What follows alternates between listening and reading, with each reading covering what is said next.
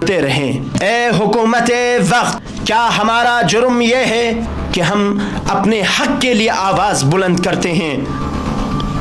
کیا ہمارا گناہ یہ ہے کہ ہم اپنے بزرگوں اور اپنے بچوں کے مستقبل کے لیے کھڑے ہیں؟ یاد رکھو، ہم حسین کے ماننے والے ہیں۔ امام حسین علیہ السلام نے یزید کے دربار میں جھکنے سے انکار کیا تھا۔ انہوں نے تلوار نہیں اٹھائی مگر حق کی آواز ضرور بلند کی۔ ہم کب تک دیکھتے رہیں کہ ہمارے نوجوانوں کے ہاتھوں میں قلم کے بجائے ہتھکڑیاں ڈالی جاتی ہے؟ ہم کب تک برداشت کریں کہ ہمارے امن پسند رہنما جو عوام کی خدمت کرتے ہیں جیلوں میں سڑتے رہیں؟ بسم اللہ الرحمن الرحیم۔ میرے عزیز کرگل اور لداخ کے غیور عوام، لداخ وہ سرزمین ہے جو پہاڑوں کی بلندی کی طرح غیرت مند ہے اور برف کی طرح شفاف دل رکھنے والی قوم ہے، لیکن افسوس اسی قوم کو کئی برسوں سے اس کے جائز حقوق سے محروم رکھا گیا ہے۔ ہم کب تک خاموش رہیں؟ ہم کب تک دیکھتے رہیں کہ ہمارے نوجوانوں کے ہاتھوں میں قلم کے بجائے ہتھکڑیاں ڈالی جاتی ہے؟ ہم کب تک برداشت کریں کہ ہمارے امن پسند رہنما جو عوام کی خدمت کرتے ہیں جیلوں میں سڑتے رہیں؟ اے حکومت وقت، کیا ہمارا جرم یہ ہے کہ ہم اپنے حق کے لیے آواز بلند کرتے ہیں؟ کیا ہمارا گناہ یہ ہے کہ ہم اپنے بزرگوں اور اپنے بچوں کے مستقبل کے لیے کھڑے ہیں؟ یاد رکھو، ہم حسین کے ماننے والے ہیں۔ امام حسین علیہ السلام نے یزید کے دربار میں جھکنے سے انکار کیا تھا۔ انہوں نے تلوار نہیں اٹھائی مگر حق کی آواز ضرور بلند کی۔ آج ہم بھی اسی درس کے وارث ہیں۔ ہم بندوق سے نہیں، ہم پتھروں سے نہیں، بلکہ اپنے حق کی صدا سے تمہارے ایوانوں کو ہلا دیں گے۔ ہم واضح اور بار بار کہنا چاہتے ہیں، ہم تا آخر اپنے حقوق کا مطالبہ کرتے رہیں گے۔ یہ ہمارا عہد ہے، یہ ہمارا حلف ہے اور ہم اپنی آواز کو کبھی دبائیں گے نہیں۔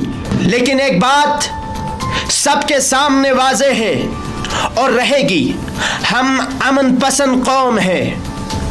ہم جنگ نہیں چاہتے، ہم پتھر بازی نہیں چاہتے، ہم تشدد کے ذریعے حالات بگڑنے نہیں دیں گے۔ ہمارا راستہ پرامن، قانونی اور منظم ہوگا۔ دنیا ہماری آواز دیکھ رہی ہے، بین الاقوامی نظر ہے۔ ہم اپنا مطالبہ عقل اور قانون کے دائرے میں رکھیں گے۔ میرے عزیزوں، 24 ستمبر کو ہمارے 4 جوانوں کو سیدھی گولیوں سے شہید کر دیا گیا۔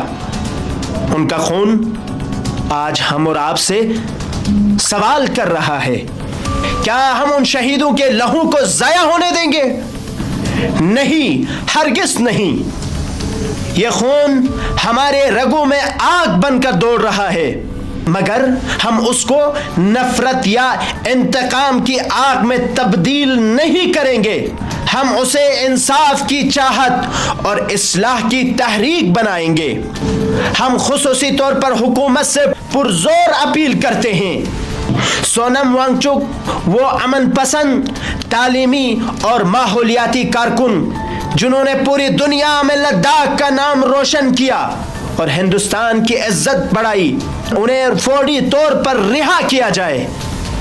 ان کی گرفتاری نہ صرف ایک انسان کو نہیں بلکہ لداخ کی آواز کو خاموش کرنے کی کوشش کی ہے۔ ہم ان کی فوری غیر مشروط اور انسانی رہائی کا مطالبہ کرتے ہیں۔ وہ تمام نوجوان جنہیں احتجاج یا اس کے بعد گرفتار کیا گیا ہے، جنہیں جیل میں رکھا گیا ہے، ان کی فوری، شفاف اور قانونی رہائی کی بھی ہم سخت اپیل کرتے ہیں۔ غیر ضروری طویل نظر بندی قبول نہیں۔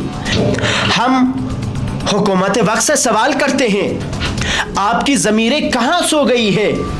آپ نے وعدے کیے تھے सिक्स शेड्यूल, रियासती तहफ़्फ़ुज़ात, मकामी हुकूक और इक़्तिसादी मौक़े, ये सब वादे किस तरह बुलाए जा सकते हैं? आपने उम्मीद दी थी, आपने वादा किया था, आज वो वादा कहाँ गए? हमें खुलकर बताएं या वादे पूरा करें। अवाम का सब्र महदूद है, मगर हमारा मुतालबा मुनसिफाना और जायज़ है। ए हुक्मरानों, ताकत तुम्हारे पास है, मगर हक हमारे साथ है।